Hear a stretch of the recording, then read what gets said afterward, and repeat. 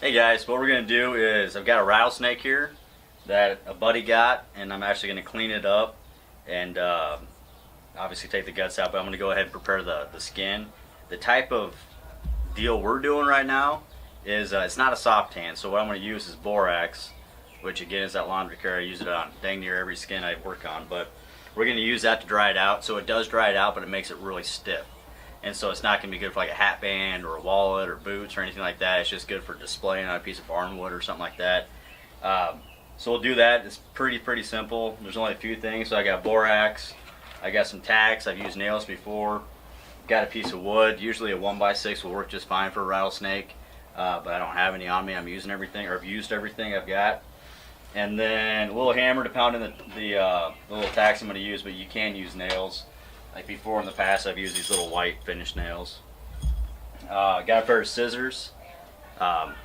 You can use a knife if you'd like. I just like to use scissors. I've learned this, I guess, over the last couple of years. A buddy got me some and said try these, and they work out great. This rattlesnake obviously is missing its head. Me personally, I will not touch a rattlesnake if it still has a head. I've got a video that has got explicit or language in there. I apologize ahead of time, but if Brian wants to put that in there, he can. Of a different rattlesnake I killed the other day that I cut the head off and it was still striking and everything else. So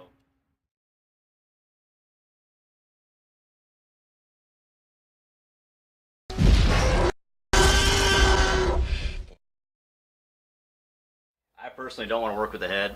Call me what you want to call me, I don't care. But down here, I think he got ran over is what Matt did. But anyways, it does have a tear in the skin, but since he's just putting this on a piece of barnwood, it's not gonna be that big of a deal. So I'm gonna go ahead. What I do is I start on the belly, and you're not gonna be perfect at this, or at least I'm not perfect at this, so don't think you have to be perfect. I'll just do my best to cut right down the center of the belly. Now the skin on the outside edge, when we tack it up here, we're gonna stretch it out and not distort it too much, but we're gonna stretch it out. After it's done drying, depending on the weather conditions out here, it's so dry and it's so warm right now, it probably won't take too long for it to dry, maybe a week and a half, 2 weeks, and you can tell because it gets rock hard and it dries out really fast. But what I'll end up doing is I'll actually, because you're going to see the stretch marks on it where the tacks are going, I'll end up cutting closer to the actual skin right here because that's what you want. You don't necessarily want these belly scales, but it'll make it look a lot better when it's finished out versus what you're going to see on the board. Because we're going to cut out a lot of this, and so you just take like a utility knife like this, or an X-Acto knife, or whatever, Havalon, a pocket knife, whatever you want. You'll just cut. You'll actually won't even remove the nails. You'll just cut straight down along the edge of the nails, or the tacks for this case. But yeah, so I'll go ahead and get started and kind of skin it out. When we get down to the end of the tail, it does get a little tricky because your goal is to get all the meat off, and then obviously the guts and everything else. But and I'll show you how to prepare this if you wanted to eat it as well. But we'll get down as close as we can without ruining anything, if that makes sense. Alright, so I've got the scissors. I'm just going to go ahead and kind of stretch it out a little bit and just start cutting. Just right down. It doesn't have to be perfect. The skin stretches, but knives do work. You don't have to go out and buy a special pair of scissors or anything like that. Now this is where it's been ran over down here, and so that's just a rib, but I'm going to try to make sure I stick around that because we need some of the skin to actually, we're going to kind of piece it back together and just let it dry. And so when it dries, you're going to be able to tell that it's broke, that the skin's broke, but it's not going to look horrible. It's not going to be a gaping hole or anything.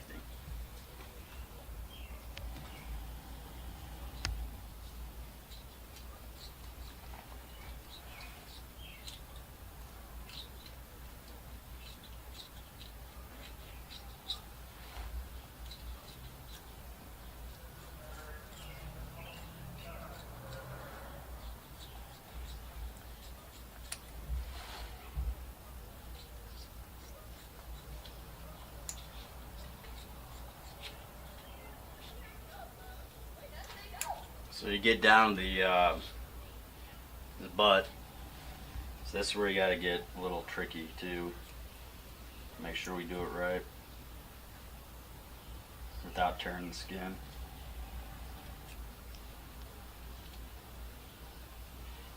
And it comes back to play again too when we're tacking it on. This little area right here is kind of a pain.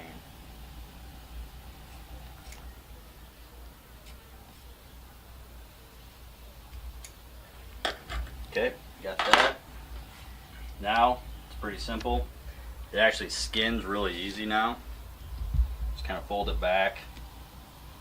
You don't want to be tearing on the skin at all. You just kind of pull, get it separated from the meat. There we go. I don't know if you guys can see that better. Now when you pull it, you might see in the movies where they can just rip it out perfect. I don't do that. I tried it once, didn't work. I ended up tearing the skin, so. And then I do have a trash can for the guts.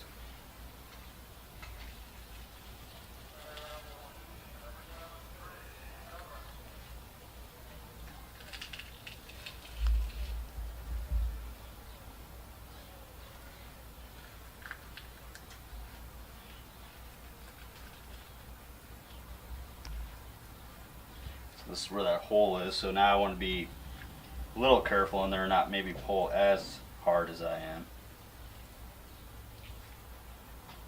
Once we get past that, we should be okay.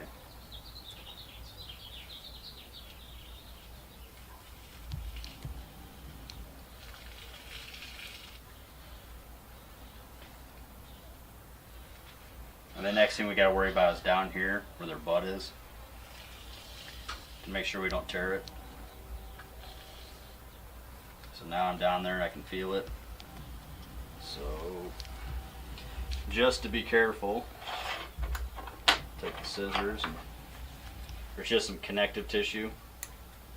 I'm just going to kind of snip that.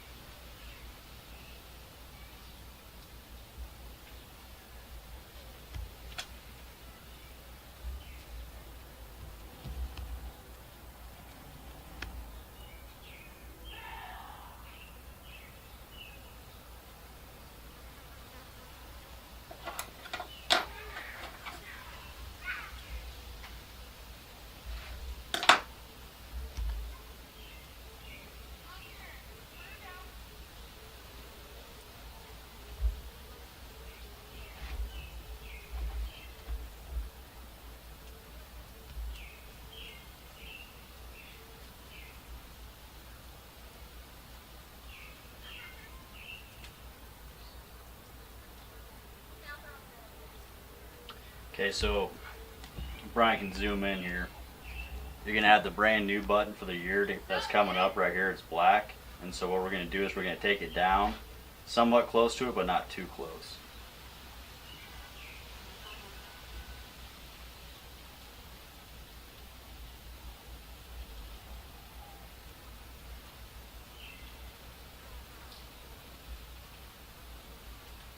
So that's as close as I'm willing to go with it. Now we just take our scissors and cut that. If this was a fresh snake, what you would do is you just actually gut it and then you wash it off, and then you can cut it in chunks.